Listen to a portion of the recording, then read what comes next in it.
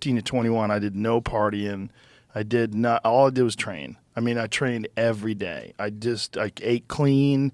I slept well. How old were you? 15 to 21. From 15 to 21.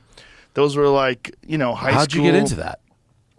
Man, well, I was bullied like most people. I didn't know how to fight. I was scared. And I was like, I need to learn how to fight. And I joined a martial arts school, and I just got obsessed with it. Because that's early. Like that, the reason I'm asking, that's before the trend of MMA. Yeah, but martial arts had always been around. And, I was a big Bruce Lee fan, Chuck Norris fan.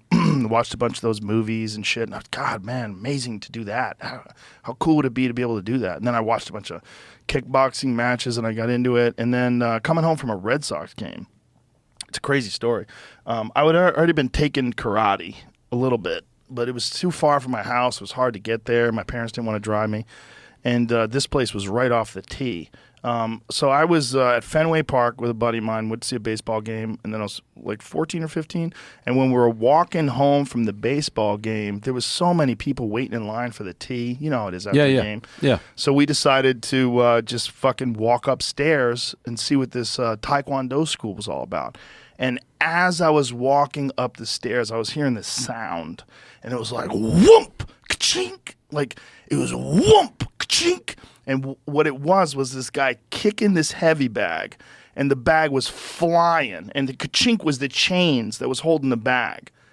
And I got up there at the top of the stairs and watched this guy, John Lee, who was the national champion, who was training for the World Cup.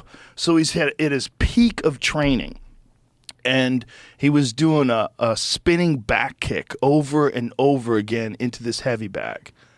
And I remember watching it, and I could not believe what he could do.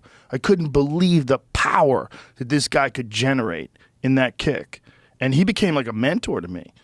And this guy who was like this wild street guy from Chelsea, Massachusetts, who was this elite Taekwondo fighter, like he wasn't like, like bow, like he was like, hey, what's up, man? What the fuck you doing, man? He was a funny dude. He would like eat food right before he fought. Fuck these people, man. I'm gonna fuck these dudes up. He was a street guy who was really good at martial arts. I mean, he bowed and said yes, sir, to everybody and all that stuff. But when people were not around, he was just cool. He was hanging out. He had drug problems. There was a lot going on. But in that moment where I saw him, he was 27 years old. He was in the prime of his career, and he was the elite of the elite. And that's how you got hooked. I got hooked behind the scenes. I went there the next day.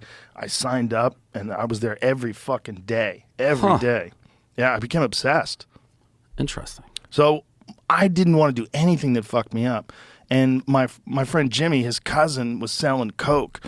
And I knew his cousin Mike from like when he wasn't selling coke. Like he was a mechanic, he's a cool guy, fixed my car for me. He was a fucking guy from the neighborhood. We hang out with him. And then him and his girl got into coke bad. He was selling coke. And then he was just emaciated. He looked like he got bit by a vampire. And they would hide they had an attic apartment. They would just go in that attic apartment and do coke every day. And I was like, fuck coke. That's hardcore to get like hooked like that. He got hooked. Well, he was also selling it. Yeah. So he had all this access to coke. But it was people in the neighborhood. I saw them doing coke, and they just wanted to do coke all the time. They wanted to get out and do coke. And as a kid who was like finally, I was a loser my whole life. And then finally when I was 15, I found this thing that I got obsessed with that changed the way people looked at me. Like now all of a sudden I was good at something, like really good at something.